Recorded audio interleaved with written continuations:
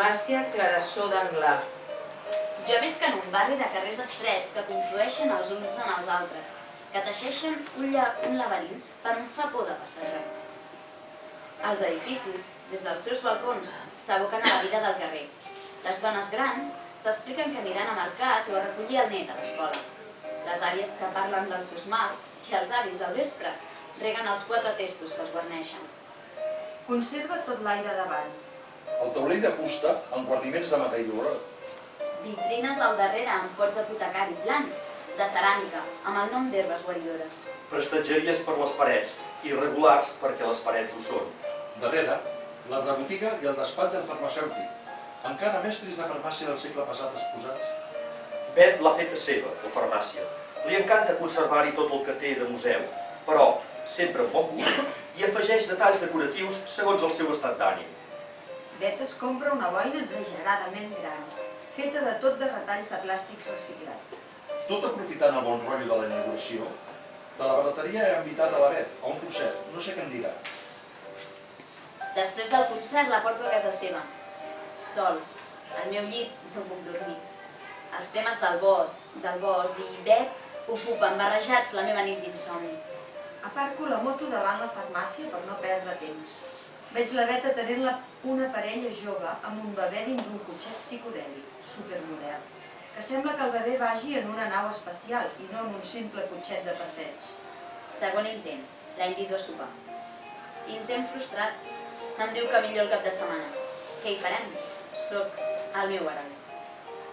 A casa, sol, tip i fart dels jocs d'ordinador, em poso música i sopo qualsevol cosa.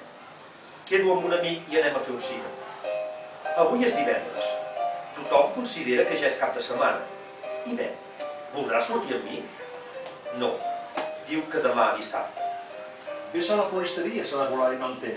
Quasi en mana. De sobte, troba essencial que hi hagi farcells de romaní. Sopem en un restaurant davant del mar. Jo diria que romàntic. Espalmetes, floretes i bombons minúsculs amb el cafè. Però vés a saber. Després passegem molta estona, amb mandrils, vora el mar. És ben fosc, però el distingim gràcies a la lluna, que no arriba a ser plena, però llueix sobre el mar com si en fos la reina. Tornem. Aparco davant de casa seva i, abans que jo pugui fer-li un petó, em diu que si vull prendre una copeta que té un licor d'herbes boníssim. No en tinc cap dubte, cap dalt. Quan arribo al llit la trobo arraulida, amb una camisa de dormir de cotó blanc amb tot de vents dibuixats. M'estiro al seu costat i, a cau d'orella, li demano que es tregui la camisa. Surto de casa seva molt d'hora, quasi de matinada. No vull que em trobi al seu llit quan es desperti. No fos que la màgia de la nit passa després. L'habitació no era ben bé a les fosques. La llum dels fanals del carrer creava una penombra blava.